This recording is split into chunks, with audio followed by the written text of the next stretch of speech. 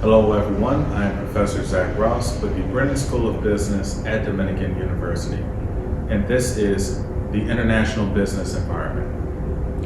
In this course, we will discuss topics like globalization, corporate social responsibility, the global economy, country attractiveness, political framework, sociocultural frameworks, technological environments, legal environments, and political environments, as well as others. So I hope that you enjoy the content of this course. Thank you and enjoy. All right, I guess we'll get started. Was everybody able to access the course on campus? No issues? How about the discussion posts? How did they go? Anybody reply, respond? What's that? Last time I checked, to respond, but what are the responses? Generally, I mean, we had a late week, so hopefully you guys can continue the discussion. Maybe try to reply to each other. But generally speaking, I want to have them in by Monday. Yeah. So basically, we have the whole week. So we're going to talk to each other. And what about the business journals? You guys were able to get those in? Okay. Case studies? Okay. Who else is without a book at this point?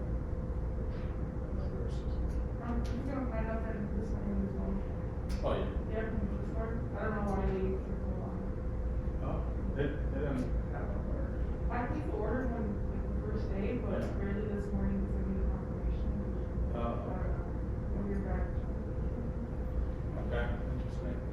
Well, yeah, always email me if you guys have any issues with anything, absences and stuff like that. All right, we'll start today with chapter 2. We're going to talk about the global economy. Everyone here has taken economics before, right? Micro, macro, so you have a broad understanding of just what the economy is. But we're going to look at the economy of nations and the global economy as a whole, how that's measured, as well as wealth and inequality, some other issues. So they start with the case in chapter 2, talking about China. So 200 years ago, China had the largest economy.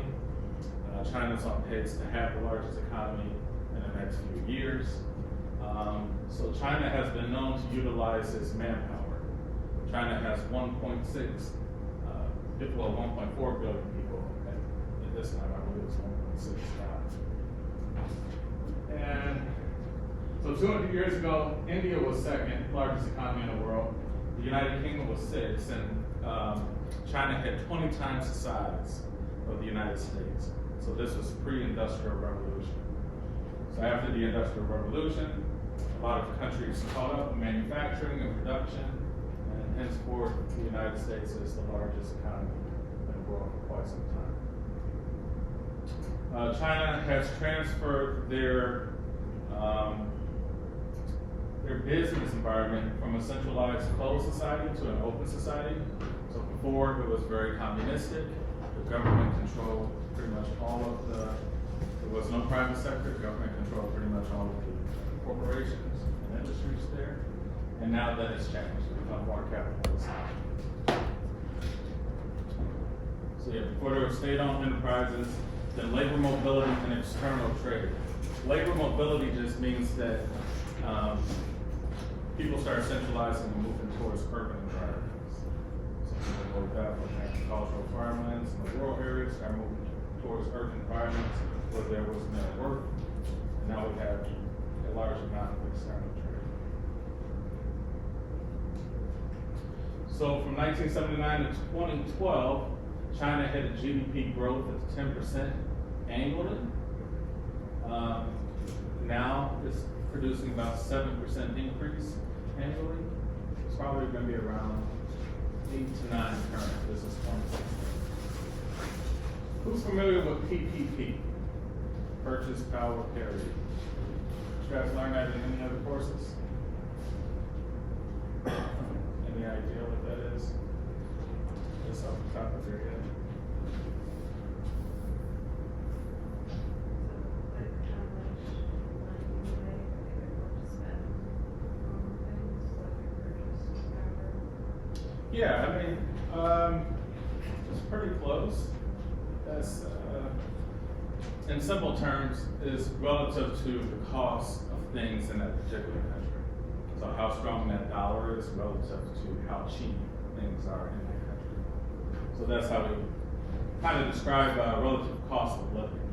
So think of here, even if in Chicago, so think for Chicago, you can make $40,000 a year, you're gonna get your first job, and if you're thinking that you can afford X amount of things, you start to recognize that things are pretty expensive relative to Chicago standards. Versus if you hit $40,000 and you move to Indiana, you move to Wisconsin, that $40,000 would be a lot more than what it would be. So that's pretty much what purchase power parity is.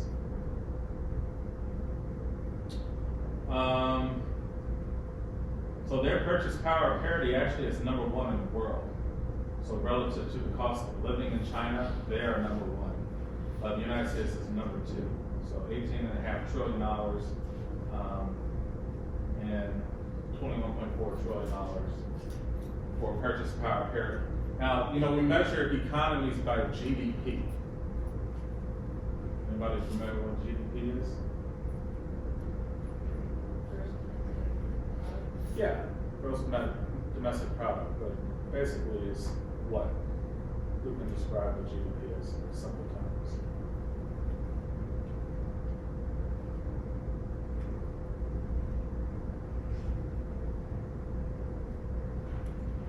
Production of all goods and services in a country, basically within a year's time frame. And so we'll average that to come up with basically a national income average, right? How much everybody on average makes it, which we'll talk about later, which is not completely accurate, because we talk about distribution of wealth. There's very, very rich people, very, very poor people who start to average things out, and it doesn't give a clear picture of actually what's happening. China faces some issues now because they have an aging population. They have a very large senior population. And so, you know, you have to have some form of, I guess, welfare system to provide for them, right? Healthcare, pension plans, et cetera, et cetera. That's going to take a lot of the financial aspect of China moving forward. Like we said earlier, a lot of people migrated to urban areas, so you see a lot more cities rising in China as opposed to previously a lot of agricultural lands. Get a lot more metropolis. So back to purchase power parity. They're number one, $21.4 trillion in the world, right? We're number two, $18.5 trillion. Basically relative to the cost of living, right? But you would think here in the United States we make on average quite a bit of money, right? We're probably in the top 15 or so. But this is the average income in China. So you're looking at a little bit over $8,000 a year, but relative to the currency, relative to the cheap goods in China, you can still have a very decent life. Yes? And that's also because the population is too high, so as much population worth the income. Yeah, absolutely right. So you think about the averages, right? You're averaging 1.4 billion human beings, as opposed to here in the United States, 340 million relatively. Okay, those numbers, those averages come out a lot different.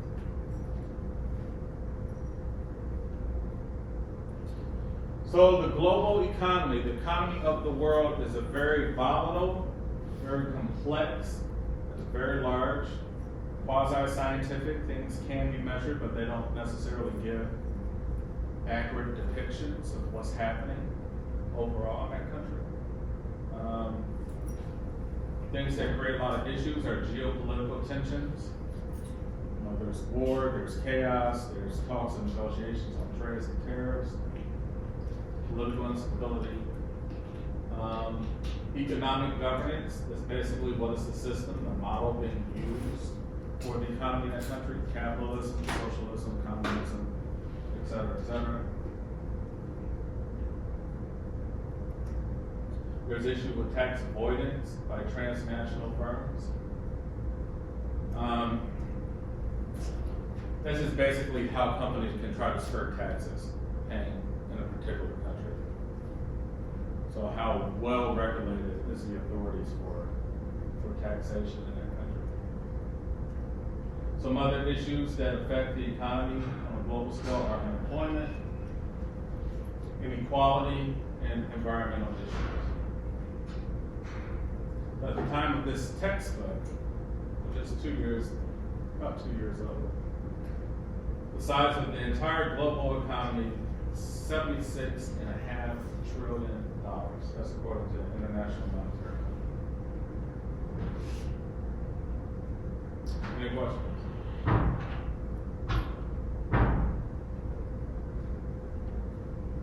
So relative to the United States, what are some of the issues we have with our economy?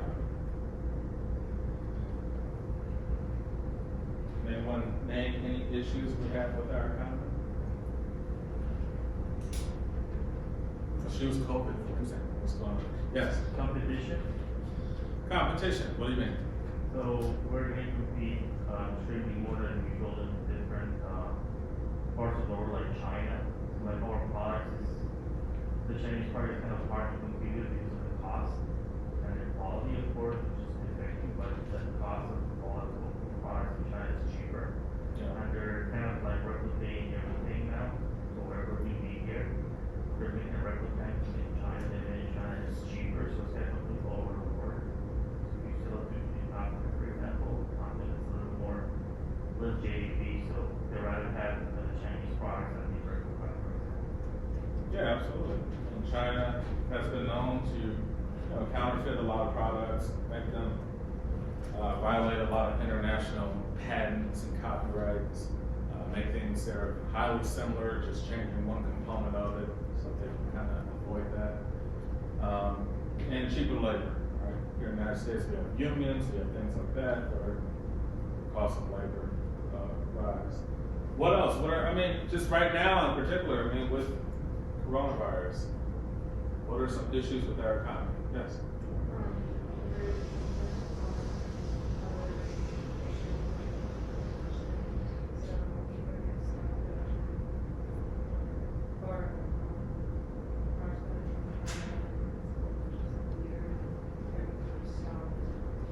Yeah, absolutely. Right? We're dependent. So we're getting these vaccinations from foreign countries for the most part, right? They're coming from Europe, they're coming from the UK, they're coming from Germany, they're coming from China.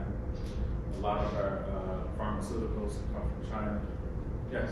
Tariffs. Yeah.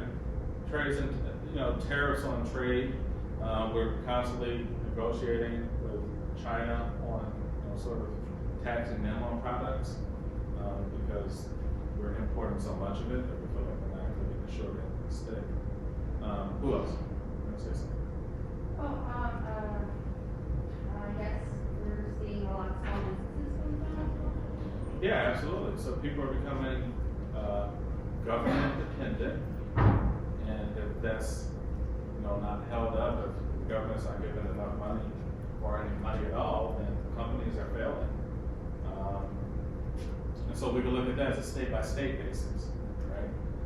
We can say maybe red states versus blue states. Maybe red states are opened up a little bit more, right? The face mask policy and stuff like that is different. So the blue states are a little bit more stringent. So remember, 50 countries all under one umbrella, right? In the United States. Anything else? Anybody want to add? Yes. Regulations and laws that it makes it a little harder to produce and sell. Yeah, absolutely. You think of you guys want to start a business, and you say, well, how do I start a business legally? You're going to have to file articles of incorporation, right? And here in Illinois, you pay about $750, right? Then you have to get your EIN number, your tax ID number for your corporation. You have to go to the bank, open a bank account. You have to do all these various things in order to start it. Somewhere else may be completely, cheaper. Different states have different laws. It'll be cheaper other places. Same would be in a foreign country, you know. So that red tape to get business done. And also once you start a business, then you get more red tape, you know, things you can't do. You have to get a city license to operate certain things, liquor license. There's a lot of things you have to do depending on the type of business you have. And the same would apply for another country elsewhere, depending on the rule of law. The thing in the United States, we function so good because of our rule of law, but it also takes a very long time to do things because of the rule of law. We have so many laws in the books. Anybody want to say something?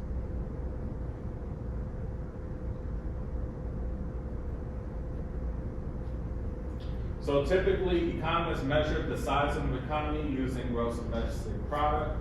They average that out to come up with the average income that per capita.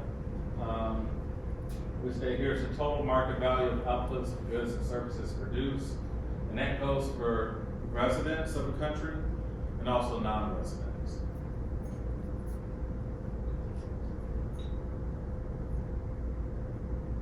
Now, some of the issues with this measurement, right? We say business is quasi-scientific, all of business for the most part, right? We're using models, and theories, and methodologies. So not everything is just always cut and dry, right? We just try to get the best idea we can of what's happening currently and how things are measured. Some of the issues with that would be national currencies. So countries have their own currencies, they fluctuate, they change every minute, just like the stock market, they change every second. You click it, refresh, get a new currency rate. We call that a floating exchange rate. Before that, they had sort of countries had a set exchange rate, like the British pound was set a certain amount versus the dollar. So say 30, 40 years ago, it'd be like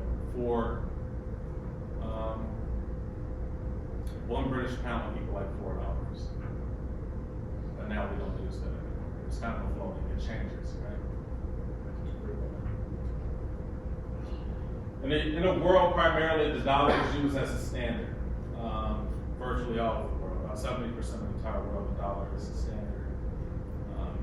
And foreign exchange rates are measured up against the rate of the dollar. So you guys all pretty much travel places, convert your dollars to that foreign country's money. And like we said, purchase power parity is what you could buy with 1 unit of national currency. So that would create a gap depending on what countries are in. And gross national income is, you'll hear that it gives kind of a more accurate picture of it because it includes income from overseas sources. So whereas gross domestic product really just includes everything happening within the border of that country, gross domestic income will also account for investments overseas in that country.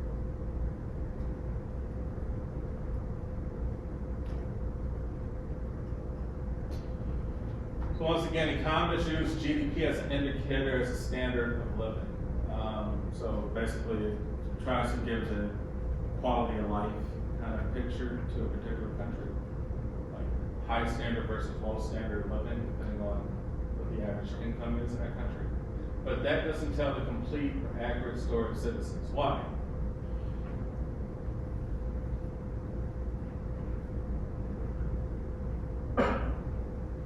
Why does how much the average person in the country makes not tell the accurate story of actually what's happening in that country or how happy people are in that country?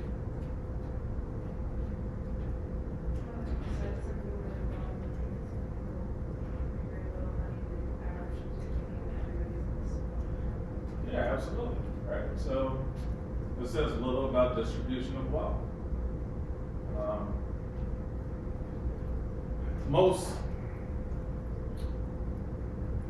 Most financially sound countries in the world have a bell curve, right? Which means that in the middle is called what? The middle class, right? And that middle class is normally huge. So then the tail end on the left side would be the very poor people. The tail on the other side, 1% or 10%, however you want to call it, would be the very, very extremely low. So here in this country, what kind of props up our entire economy is the middle class. So blue collar workers, white collar to a certain extent.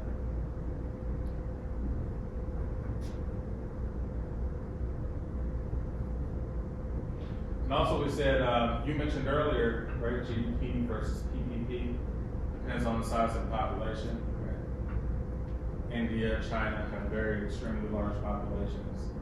Smaller countries do not.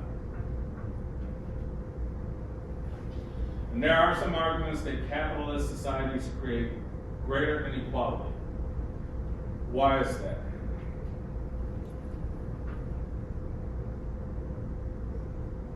Why would a capitalist society, say for the United States as an example, create greater inequality throughout its whole system?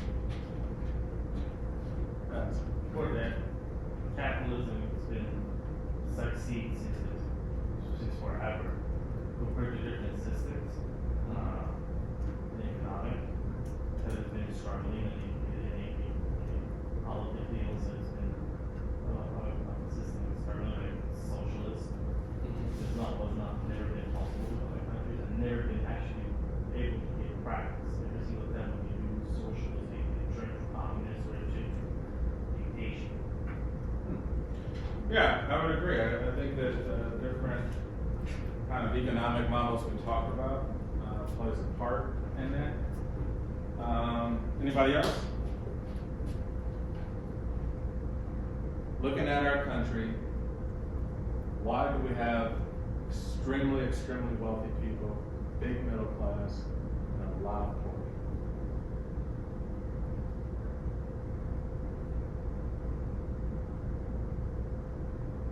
I mean, we could probably look at Chicago and examine that. Yes. Also, that it is having that three type of classes is kind of required to build an economy, because you will involve people that will be able to invest in public companies, and you need a second, mid class who work in certain jobs, and people with low incomes who work in certain jobs and use and recycle the money. Yeah, absolutely. I mean, we do have class systems in this country, and it's primarily because once you have a certain amount of money, you're able to invest that money correctly or start new businesses. The multiplier effect is just going to make the distance so much greater from a poor person who's not even able to start investing versus a person who can keep doing that. Right? And also the transfer of wealth. Right? Some people in this country haven't had the privilege of being transferred wealth from their grandparents, great-grandparents, hundreds of years, properties, assets, real estate, all those different things. So there's a lot of people playing catch up too, right? Especially if you're a foreigner that showed up here and someone's family's been here for 400 years as a generation, and they get land and properties. It's going to take a long time to catch up. So this is described as return on wealth greater than economic growth. So that is, we grow economically every year about 3% on average here in the United States with our GDP. But much of that wealth is distributed towards the top end of the chain, the food chain. Guys like Elon Musk, guys like Jeff Bezos, went past $100 billion during the coronavirus. There's an inequality there, right? Because Amazon is a necessary thing. Tesla has been doing this thing with batteries, a necessary thing. And then a lot of other people are dependent on the government just to survive, small businesses, stuff like that. So there's going to be even further gap by the time we come back out of this pandemic.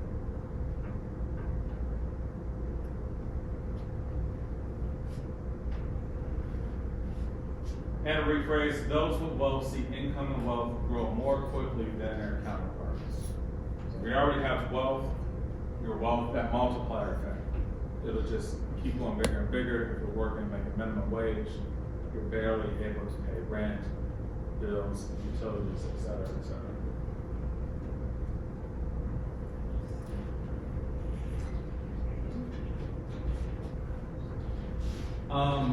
What was the question I asked?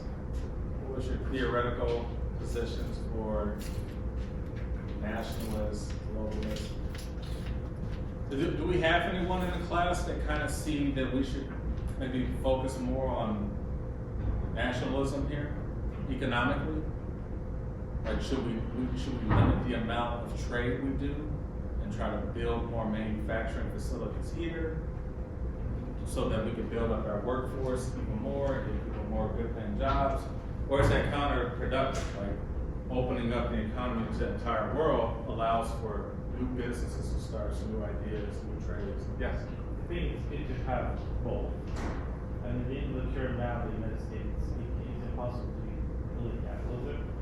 So we have such a stable system, we have powerful companies and systemic that it's kind of touch the capitalist, socialist.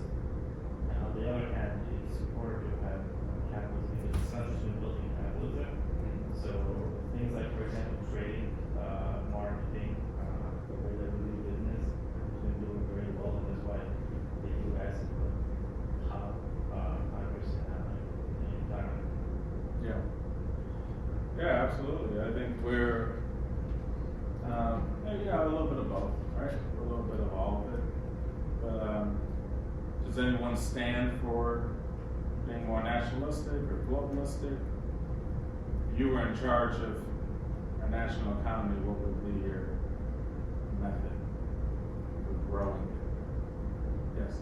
I feel like we should start with a little more, we should slowly start it, more progress and structure of it, then slowly start spending more time.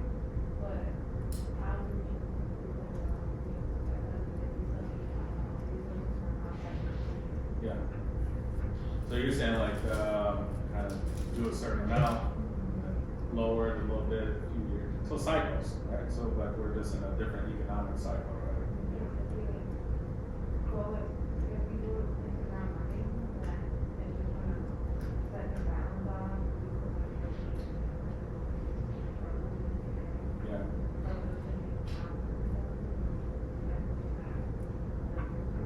Yeah. And I mean, if you really observe the country, you say like, oh, okay, well, who's in charge? We're like Democrats or Republicans. Cycles, correct? They say one has a different whole philosophy, ideology on how the economy, how it should be ran, open borders, closed borders, all these different things. And it swings back and forth. And maybe by design, that's on purpose. Maybe it's the balance that you're talking about, right? A little bit of this, shift, a little bit of that. Maybe not. I don't know. It could be horrible both ways. Yeah, what were you gonna say? I also want to say that if we actually have a third party system or organization which is going to be controlling your economic competition, then you're going to definitely lose your power, which is important to have to actually be strong in economic. Yeah. Just like the United States right now, if they're enforcing rules and regulations of other countries, that's going to be the power. Yeah, it's gonna be interesting to see what happens. I don't know. With the pandemic, I think it's just all kind of hard to tell where things are gonna go, regardless of who's in power, right? Anybody else? Anybody has a stance on their economic policy? I agree with having a relationship, if we needed to, penetrate people should be able to survive. Yeah. At the same time, open borders and trade, maybe sort of economy. Yeah, I mean, because you have to think, it helps a lot of industries grow. I mean, we have you got to pay very expensive labor here to produce something. It's not going to work, right? If you're an entrepreneur starting, it's just not going to work having any sort of profit. Yeah, you can exist, but you are in the red, you're not making profit or very low profit, right? Because the wages just don't allow for it. And so therefore you may go overseas where they make their thing very cheap and they make it good quality. You can source it and you can still hire a bunch of people at a lower wage, but maybe more people, and be able to make a profit. So just really, that's. I don't know if it was you, but it's like,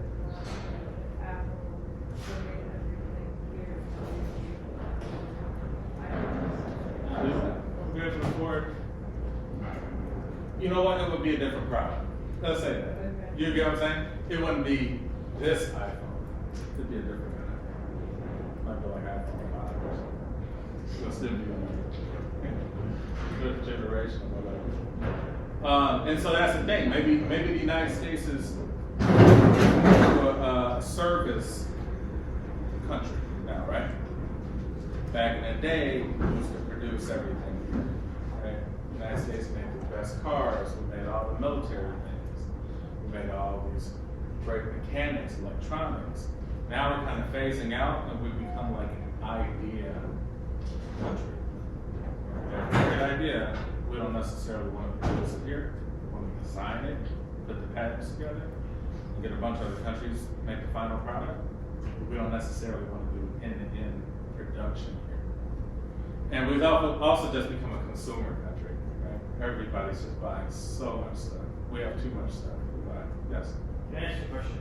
So what's the reason you think that a country like the US, for example, in our industry, we were doing very well in maybe 80s, 90s, and in the beginning of 2000, after actually, especially more 9/11, our industry, for example, big crash, and we were focusing on different things. Is that because of other countries being better, or because the United States focusing on something else? I think it's a little bit of both. I think it's a little bit of really all of it, right? Our information has gotten better.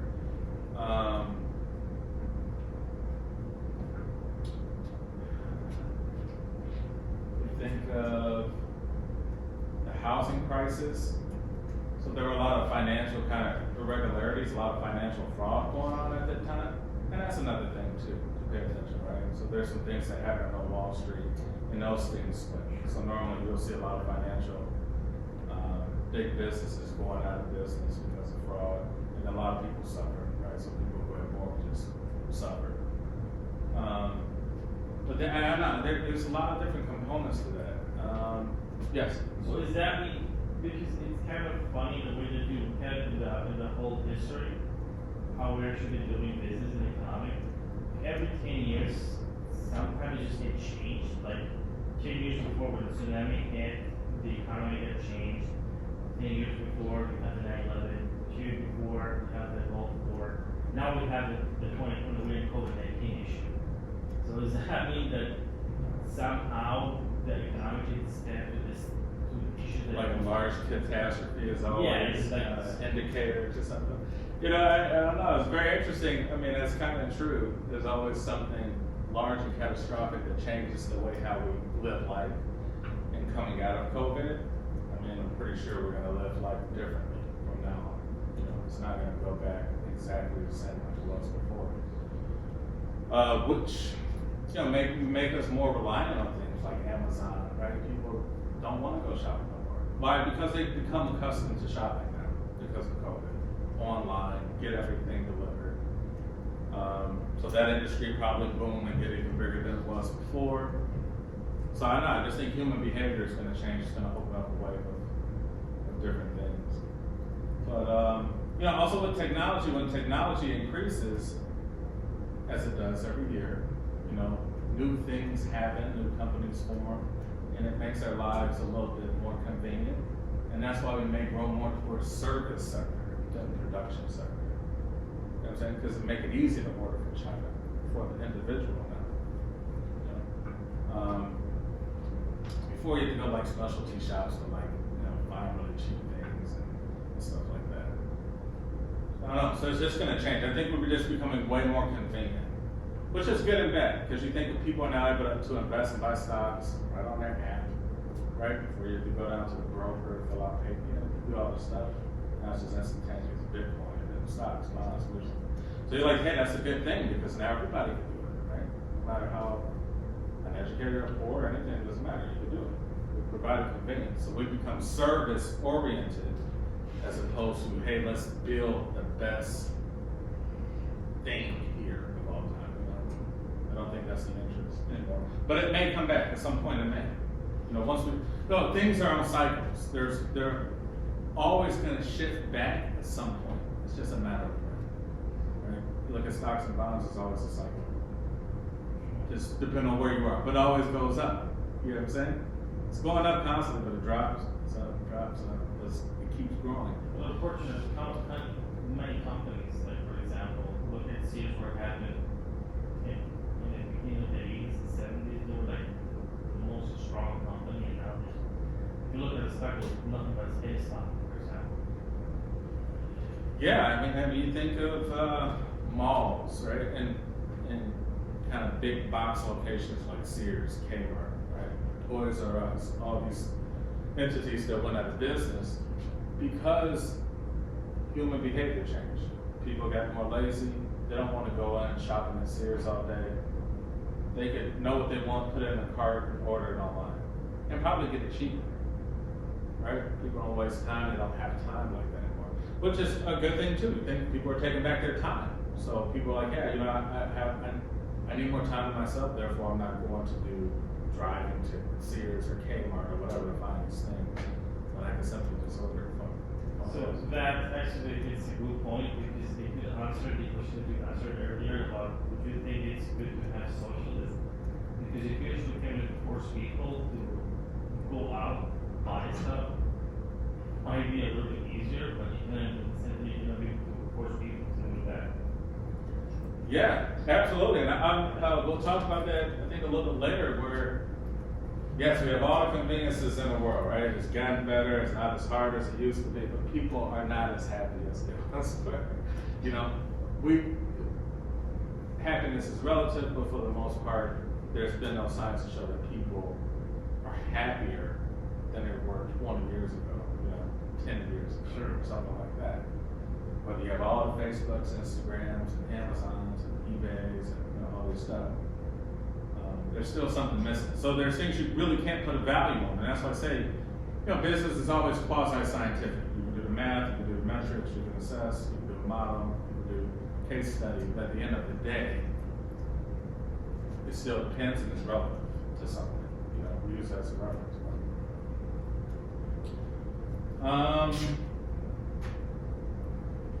So GDP only measured goods that pass through official markets. Official markets are government-regulated markets that the government identifies as a market. What is a non-government regulated market? Any examples? What's that? What's the black market? Like, give some examples of the black market. Everything illegal, right? Well, everything that the government doesn't recognize as an official market. So say the drug trade, right? The drug trade, counterfeit goods. Yes? Any product that has been traded without any tariffs or taxes applied to it. Yeah, so the black market is illicit goods, completely illegal, right? Drugs, Illegal products. counterfeit goods, but the shadow market, we'll call the shadow market to say, hey, I sold a table in my house on Facebook to a guy, I made $150. IRS doesn't know about it. I'm not gonna claim it. I made $150. You got something? You know what I'm saying? The transaction occurred without an official government entity recognizing it. It's not gonna be on my taxes. So think of that with anything, like, yeah, I'm gonna sell my cousin a pair of $30 shoes or something like that. And which is probably good, right? The government doesn't need to be in every single transaction that human beings do. So we talk about home production, illicit black market. So like freelancing and stuff like that. People like, yeah, I'm just a freelancer. I don't necessarily tell the IRS, I don't necessarily put on my taxes or something, but like, hey, I make $15,000 from doing whatever I do, That's a market not covered by GDP. So GDP doesn't give the entire picture. It gives it to the best of its ability. Some other issues is relevant costs of pollution caused by production in the country. So think of China.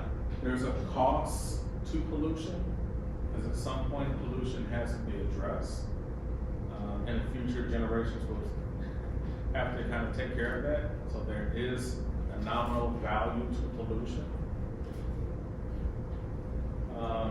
that is an issue that's not considered by many, but we probably should start thinking about it a lot more. Think of like maybe oil extraction. You're extracting natural resources from the ground. At some point, that's going to degrade that environment, and someone's going to have to pay the cost of that at some point in the future. Talking about shadow economy. It's not recorded in official economy, legal and illegal. Not reported to tax authorities. So in Europe, parts of Europe, some countries in Europe, the shadow economy is 30% kind of to GDP, kind of 30% relative to GDP, which is a lot. Which is a lot of people do a lot of things without putting in the tax system. The highest one I believe in the world is Bolivia. It's 66% of their total GDP is really shadow economy transactions. In the US, it's about 12%, which is $2.5 trillion. That's a lot of money.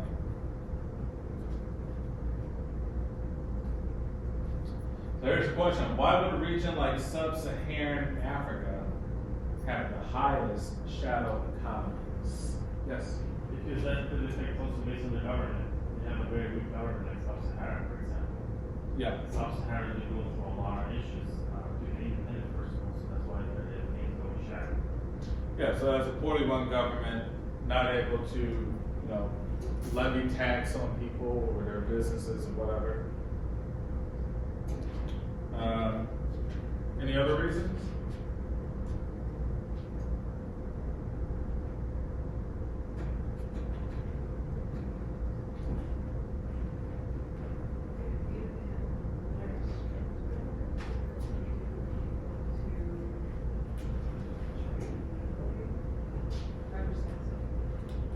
A strict government?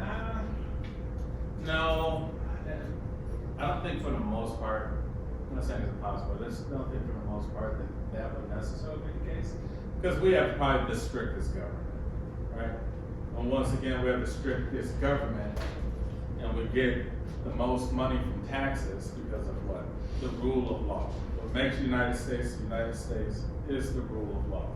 Which is good and bad. Like, hey, there's too many laws, it stops a lot of people who don't have certain resources from starting businesses, becoming millionaires, doing other stuff. But at the same time, it does make it good for the country to be able to actually get money from as many people as possible to build roads, infrastructure, education, public health care, all these different things. So it kind of works both ways.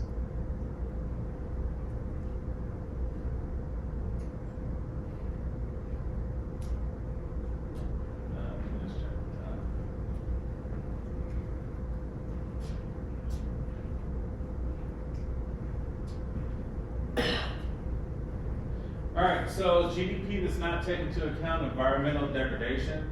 So like I said before, there is a cost to messing up the environment. Pollution, water systems, all these different things. Talked about extracting oil, things that mess with the atmosphere. That'll impact the welfare of future generations, and they'll be the ones to pay for it, have to clean it up and find a solution for it. GDP per capita does not necessarily reflect happiness.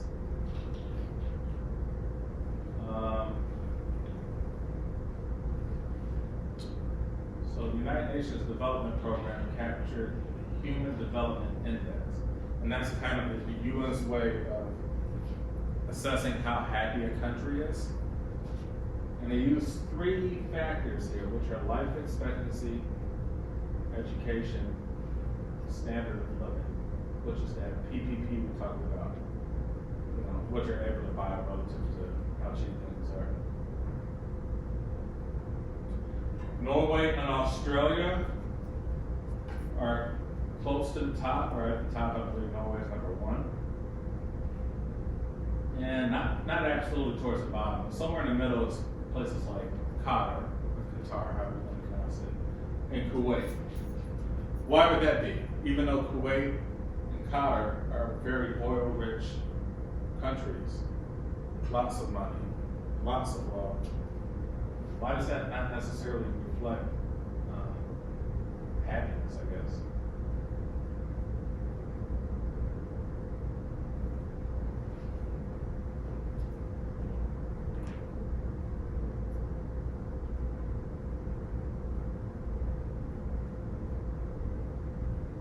Yes.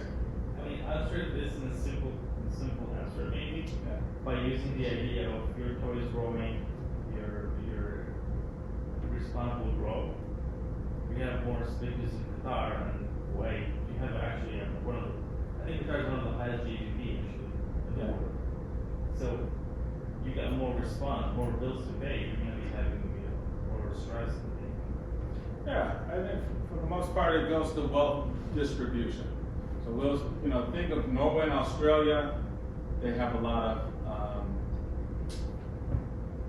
the government pays for a lot of healthcare. The government pays for a lot of education. The basic things in life that make human beings successful and live long. Like we said here, live long, be educated, and be able to afford be able to afford things in the country, right? So Norway and Australia are high up because it's more of an even distribution. If you go to Kuwait, Qatar, I mean, you're still gonna get very high, low, poor, extremely rich, very, very poor people.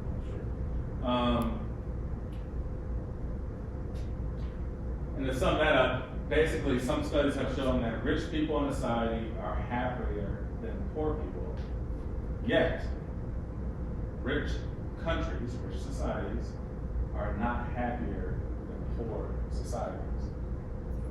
So there could be too much extravagance in the country, versus a poor country. But basically what this is saying is that the wealthiest person in the poorest country is probably happier than the poorest person in a wealthy country. Yeah. You get what I'm saying? Because I guess life is probably a little bit more simple. You just get it's not more cheaper. Like if you go to Africa, for example, people could live in $300 a month. Yeah. But if you live actually in a place like Qatar or UAE or Kuwait, these are more expensive, so the inflation of the stuff is higher, so you can't live. You can't even live in Qatar. Yeah, absolutely. I mean, a lot of this you could put relative to Chicago, right? We live in a very kind of the distribution of wealth is pretty different depending on the neighborhood you go to, right? But then you may see like, well, are people happier or people not? Are people happier in these wealthy neighborhoods? Or are people happier in kind of the middle neighborhoods? Sure. Or poor neighborhoods, Anybody want to add anything or any questions?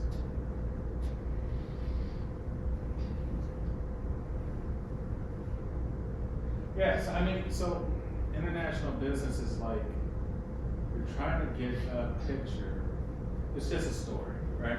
Trying to get an idea, picture of the basic principles of how things work. Because it's so big, so complicated, you're not going to be able to understand globalization from every country in the world. That's not going to happen. But you will be able to understand the basic principles, saying how is this country a good country to do business in? Or some of the issues here? How long term could this be? Should we send workers there? Should we produce there? Should we produce here? It just helps you to make better decisions, right? Which I think is relative to your own personal lives. Because I think for the most part, you're going to say, hey, do I stay where I'm born? Do I stay where I'm at? What is the value of me here? What is the value of me somewhere else? It's a pretty big planet, right? So you can say, hey, I can struggle here, but this is a great city. Like you said, it's a rich society, a rich country, a rich city, or whatever. But your value may be very small here. If you go somewhere else, anywhere in the world, not just another state, West Coast, East Coast, but just anywhere in the world, the value of you personally, your education, what you know, everything else about you, your character may skyrocket. And I think that's something that wasn't necessarily taught even, undergrads and here, probably a master's program. Given that concept of like personal value, and really understanding that the world is completely open. And you gotta apply yourself to assess where you're the most valuable at. You know? I always remember there's two different things. There's like money, then there's value. And the classes, for the most part, as an undergrad, didn't cover value, it covered money. And money is not an indicator of value. Value is what's important to you. You know, so your checklist, what's important to you, and how many things, you know, check off that list in a particular area. So when you think of things like that, think of like happiness, you think of value. But then, so that's an explanation here. So we're talking about happiness, but then we're talking about, oh, money, lots and lots of money. But then we're talking about value. People like, hey, this is all that matters to me. I just want to live long, I want to have a decent education, be able to afford something. You know.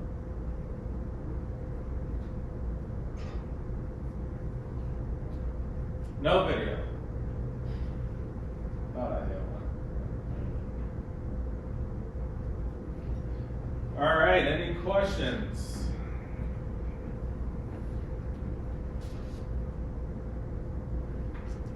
Actually, I'll find this video. So no issues with the case studies? Everybody's good. And yeah, try to continue the conversation for last week. Try to carry it into at least maybe like Thursday, Friday, and then start the second conversation. And I'll try to interject in those conversations too, so just to play devil's advocate. I'll see if I can find us a video real quick. I felt like my answers for the case study were kind of repetitive. I didn't really follow what my answers were. What the cases said,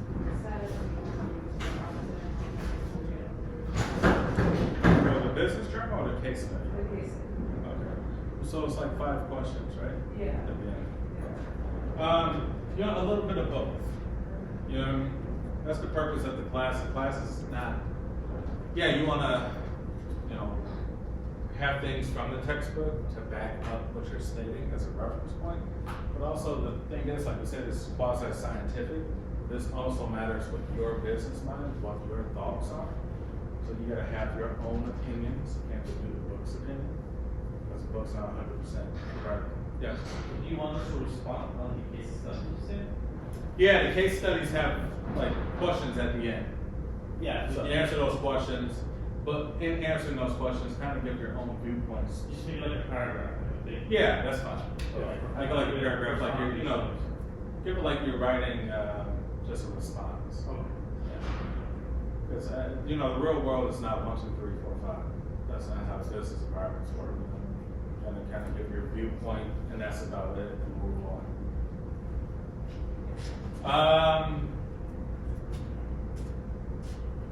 Oh, okay, so we can go back over because we have a little bit of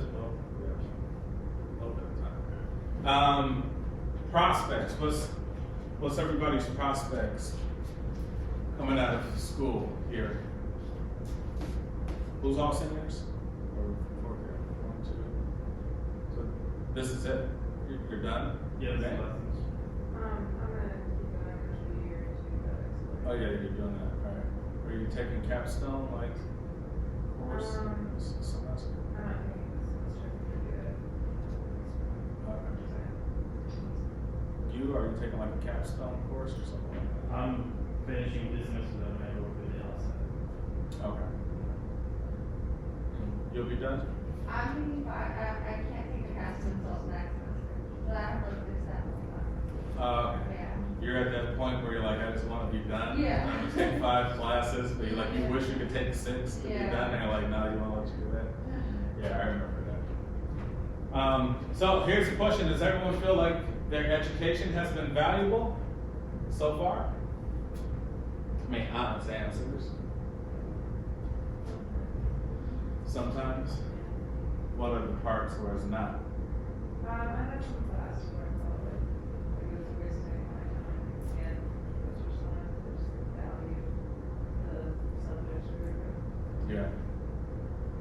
Yeah, I kind of felt like that. Sometimes there were some classes just like,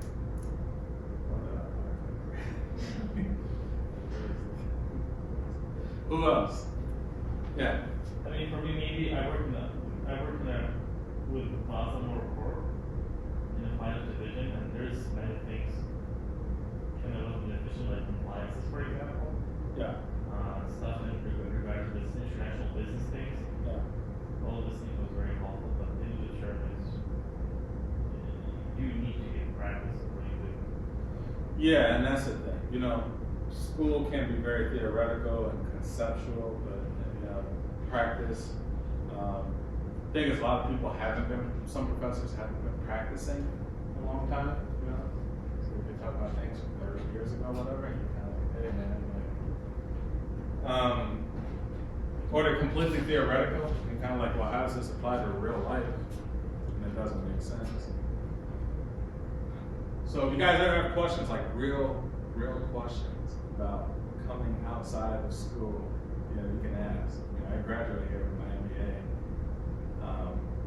You know, so I had my issues, but I think I was always more of an independent learner, an independent guy. Yeah. Ask you a question. Did you find it easy to get a job with an undergrad?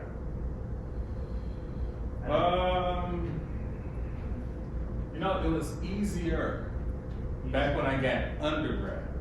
I worked for the Blackstone Group downtown, and that was through an internship. So, you know, I worked there in an internship for like 6 months, and then I got hired, which was great. Now I think it's a little bit more challenging finding things completely relative to like what you went to school for. You know, so I just see so many people who went to school for something and just completely not doing. They're doing something completely different than what they went to school for.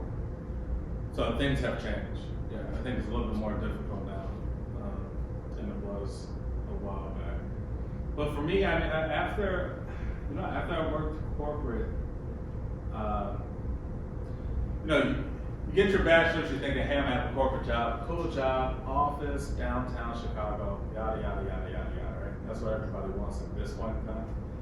And then you get it, and you see it, and you work it, and you're like, okay, this is kind of boring, because you start to see it becomes very repetitive too, you know, very repetitive. And then you start to see the older people, and kind of like, oh, that guy's been at 35 years, I don't know if I want to be like him, right? So you start to learn about what the long term kind of looks like, as opposed to like just starting, you know, getting your feet in and, you know, getting a decent paycheck and buying stuff and getting cool places and like that. But for me, I think I caught that early, and then I was like, no, I want to start my own business. You know, I don't want to really listen to anybody too much. I don't want people being over my shoulder all the time, all these different things. So I went the entrepreneurial route, which is not easy by any means. You know, you have to know people, you have to be able to get some seed funding, capital, and, you know, get things started. But I worked as a real estate broker first, and then I was like, man, I really love real estate, but I want to get into the investment side. And therefore, I started getting to the investment side. So I started pooling together money, which is kind of like take a property and divide it into stocks. Large properties, big properties that make good income, right? Things that kind of proven themselves, right? So you can invest in real estate. You can look up any form of real estate, and you'll see the bottom say cap rate, right? Cap rate is what you're going to make each year on top of what you're purchasing it for, right? So basically like a stock, if they have a 6% cap rate, you're making like 6% on your dollar, right? Which is good. And then from there, I did some other things, some venture capital things. I started seeing people had small businesses. I would give them money to take a percent ownership of that if I thought they were very good businesses. I did some consulting and helping people grow their business and stuff like that. And I have a foundation, so I do charity work in Africa and in Peru. So I help develop like mental health and education programs out there. So that's my thing too. I was like, hey, I want to help too, but I need money to help. So, so I have to make X amount of dollars in order to start sending a percentage of it back to help people who I know need it, places I travel to and stuff like that. So the point of this is you have to be creative. If you're not creative with your education, like just learning these things step by step, won't necessarily help you. You know, it's good to know, but you have to innovate on what you know. So take all this stuff and learn, but add something to it. That's the point of learning. It's not just like, yeah, I understand that. Like, it's like, yeah, we all can understand it, but come up with something creative about it. Like, hey, what about that? Have you ever thought about that? What about that? Like, you have to get creative with everything you learn. And I saw that very quickly, because I was like, you could lose a job very quick, you know, and you're stuck in a lot of bad places. And what else? Oh, so yeah, my next venture is starting a hedge fund. So that's my next venture, is start a large hedge fund. Once we come out of the pandemic, right? So we'll start getting a lot of institutional investors, universities, municipalities, city of Chicago, state of Illinois, a lot of international investors, yes. Is that like a wealth management class or something? No, I didn't have it. I was an international business major. So, I mean, I had finance here, right? But these are things I learned on my own. So I took my knowledge, my base knowledge, and added to it into things that I was very interested in. Because the thing is, if you're not motivated, even though you get a degree in something, if you're not motivated and completely interested in it, it's not going to work that long. You know? So you got to find, it's not kind of the whole mantra of do what makes you happy thing, but do what you're kind of really interested in. You know? Look at your browser and you're like, hey, what am I actually looking up? Like, let me go that route, the things that I'm interested in. So for me, it was always real estate, you know, and I was up the Gold Coast and downtown and international investments and things like that. But I was doing something else with the Blackstone group, so I got to get out of there. So the next thing is a hedge fund.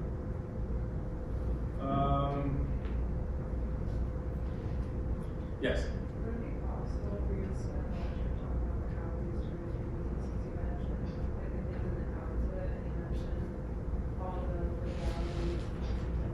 Oh yeah, absolutely. Before. Oh yeah, no, absolutely. You know, got a question to ask. Just simple as that, you know. But hey, how did you do that? Hey, how, you know what I mean? Like, what was the process? How much did you pay? You can ask. And you know, that's the thing too, because there's a lot of things when I went through school, undergrad, graduate, I think my mind shifted a little PhD, but that's a whole other thing, right? I'm not saying get a PhD by any means. But once you get that level of education, and you get professors who just say that don't make sense. Like, you know what I mean? Like, they don't play no games, you know? So like, oh, that's garbage. You start to get that, you start to realize that there are very few actual answers. 1 + 1 is not 2. 1 + 1 is equal to whatever units we're talking about. You get what I'm saying? Like, you get a whole different way of thinking at that level. But as an undergrad, I started thinking, I was like, man, how come we never learned how to actually open a business?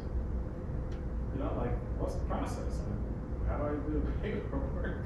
You know, and so it's things for me that was kind of like, oh man, I get all the great concepts, which they're great, you know, maybe not apply them, you get the picture, but to actually like do certain processes, which I think too is like learn a little bit more legal stuff. Yeah, we have business law.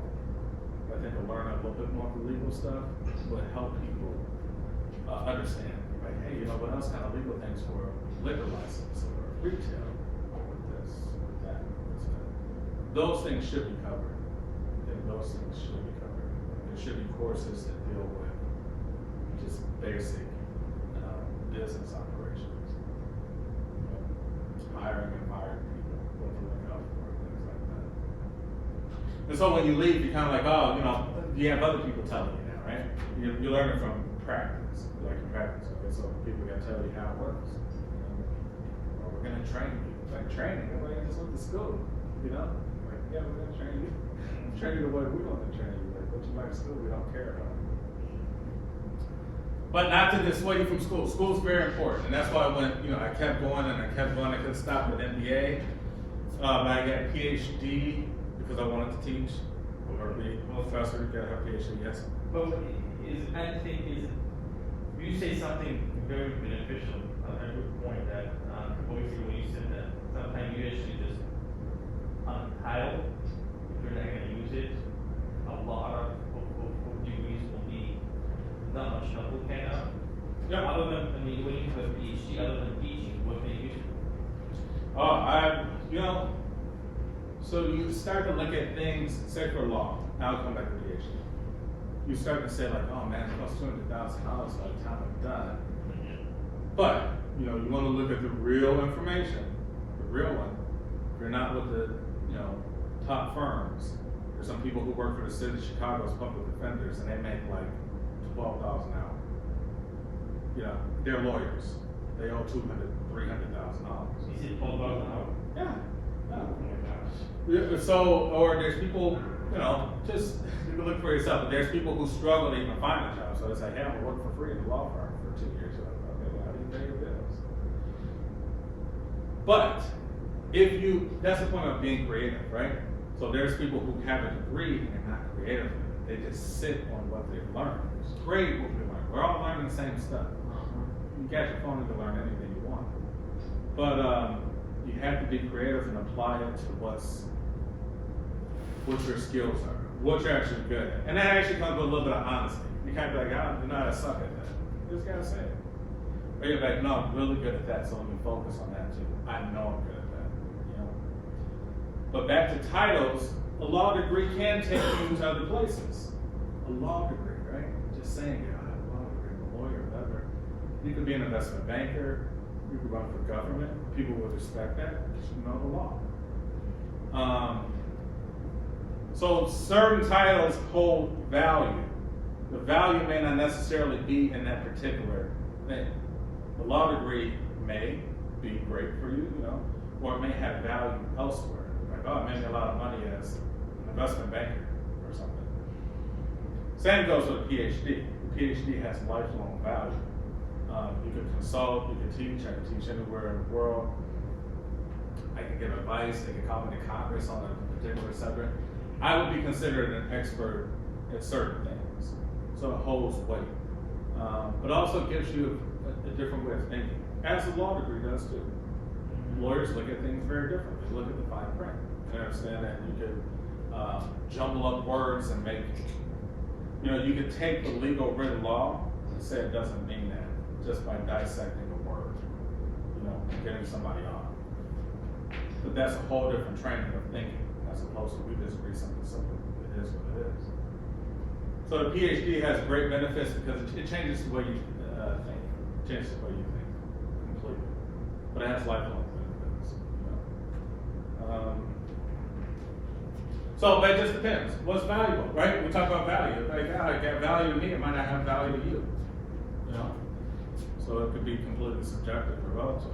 But just find out what's valuable to you and what you're really, really motivated in and kind of go that route. Learn all you can.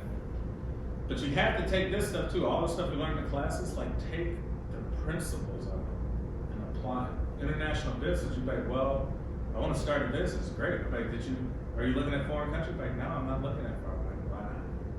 You're just missing out on a lot of money because you're just not thinking big enough, Just thinking of your little tiny community. Somebody's making the next McDonald's all over the world. So the point is to use the principles of it, right? Don't worry about all the details, right? No one's going to get all the details. But just think like, hey, apply the logic to it and then innovate it. Take what you learn and then add something to it so that you could be the next Elon Musk, You've innovated a particular thing and do something with it. All right, I won't hold you guys up. It's 9:45. So yeah, continue the discussions. I'll try to chime in on them. And if you haven't got your book yet, just get the work in at a reasonable time. You're not going to lose any points. Just get the work in a reasonable time frame after you get your book. And yeah, I'll see you. I'm going to try to have 2 guest speakers this term. And I got a colleague. He's going to talk about think he's gonna talk about, businesses in Sudan.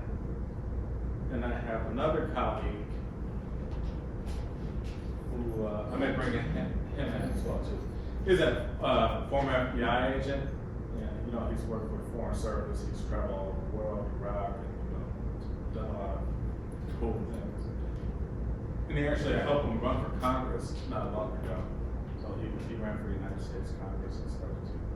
So I'll see if I can get him come in. He's a real interesting guy.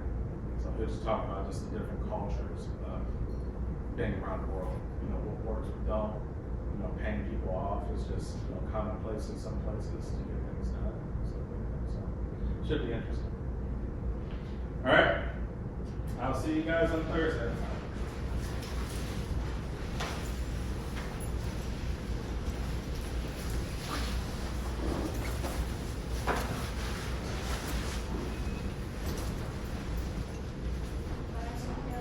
Bye, see you.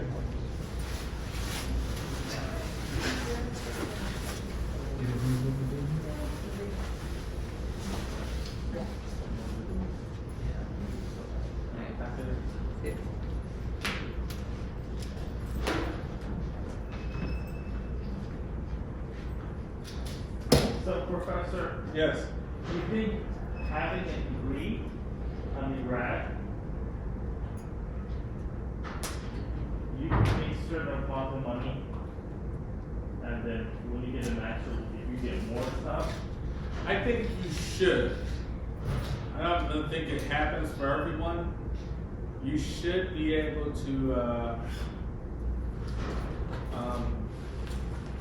it's not necessarily about learning a particular subject. It's kind of like you should have a broader philosophy about the nature of the subject. And I think that's what should happen if you go from bachelor's to master's. You kind of understand the big picture. Right? When you're in a bachelor's, you understand very specific things. Oh, I want microeconomics, which is fine. But as you know, if you get master's and PhD, you get really big. You know, you start to see just all the systems, methods, processes. You know, you understand the details, but you're looking at the overall kind of forces that happen. So it should happen that you make more money, but once again, it really just applies to your creativity and motivation. So here's the thing. Yeah. Somewhere like me doesn't have a degree, who's average and from my job having around 140,000 a year. Would you make more than that in a bachelor's? Or that's missing? Could you said if you get your master's, could you make more money? I don't know. I mean, where you're working at, do they offer more for a master's degree candidate? No, it's, I mean, I work in the dealership. Oh, you work at the dealership. Then I'm trying to say, But I'm looking for something like that more corporate, more secure. That you could be able to make the same kind of money. If like if I graduate from here and I start looking for a job in a different direction, do you think it will be easier? I think you're making $140,000 in a good position, very good position. And I would say if you really want to go to law school, focus on law school, and in the meantime keep making $140,000. Yeah, well, that's what I was trying to do because you mentioned something very important. That there's some lawyers who make nothing. No, I mean there are. I mean there's some lawyers there's a lot of lawyers that work ridiculous amount of hours a week for $60,000, $70,000. Which is insane because what I was thinking, like if I actually keep doing what I'm doing, maybe get promoted in my job now. Maybe get some math or something, for example. Well, I mean, if you got your law degree, you could become like general counsel. Right? So you could do all the legal paper, you could do all the legal work for your company, which probably equates to a lot more than $140,000. But then I'd rather just like the first couple of years, I think that we'll need is just be a volunteer lawyer, or then my day off, and then just keep going doing my job. I mean, that could work. Experience, start making a real money. Yeah, I mean, the thing is you have to get with a big firm. The real money comes from working for very, very large firms who have enough money to pay people. If not, then you find yourself in a situation where you're in a place and they just don't have the money. And that's gonna put a lot of pressure on you to get more clients and stuff like that. How about stuff like international law? Because I'm doing international business. Like I was planning to do like international human rights, political science, Yeah. international business. Yeah, that's what I was gonna do with law degree. I was gonna, I want an international business for MBA. I want an international law. Which is great because then you can say I could work for governments, Exactly. which Or you has can a do lot it. of money and a secure job. So those are very secure. They have a lot of money to give you. So you could look at going that route. You know, work for But the how can government. I start to that point, Professor? What's the thing that you think I should do? As a person who is like starting from zero, and I'm starting from a different high school. If I was in your position, I would stay at my job making $140,000, go to law school, whether it's part-time or not, whatever it's gonna work for you. And during that process, I would, since you have a decent amount of money, I would just need to travel and make the right connections to get the ideal job I want. So if it's working for the United Nations or the International Court of Justice in The Hague or something like that, yes, I would be traveling and I'd be traveling in my free time to do work, Okay. to align myself with organizations that need international lawyers. Which is perfect, but how can I get the plate? You think? This is the thing that I'm missing. I mean, no, you just, honestly, you have to reach out. You know, like, I always tell people, like, I'm like, hey, did you, like, I would go and look to see who was in charge at a place, and I would email or call. Sometimes I wouldn't get a response. Other times I would get a response. And I would say, I would introduce myself. Hey, how's it going, man? You know, I'm studying this, I work here, I got my degree here. I'm really interested in getting involved in this. Would you have time to maybe do a Zoom meeting or meet for coffee or something like that? It's really just, you have to individually communicate with people, whether it's LinkedIn, whether it's just finding their information and emailing. But you gotta start building that network that way. Which is, it sounds simple. You're like, hey, that's just an organic thing, but it works.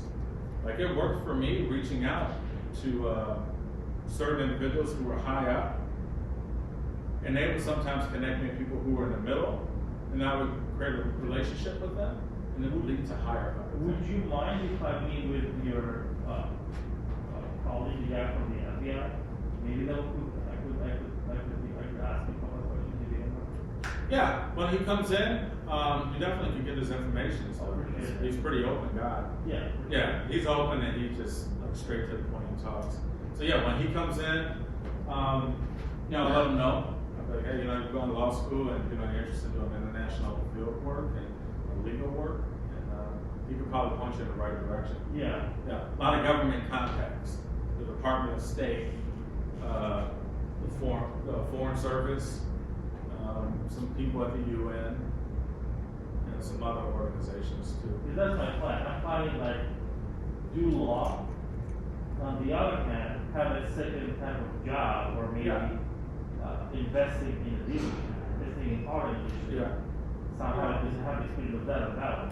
Yeah, absolutely. I mean, you already know how the dealership works and how to make money with it. Like that's a good stream of income to have. You guys want to have multiple streams of income, and so that way it takes the pressure off the job you love. You know, Sure. so you're like, I love this job as a lawyer or whatever, or doing legal work, but I don't care about the money. Like, no, I make money at the other place.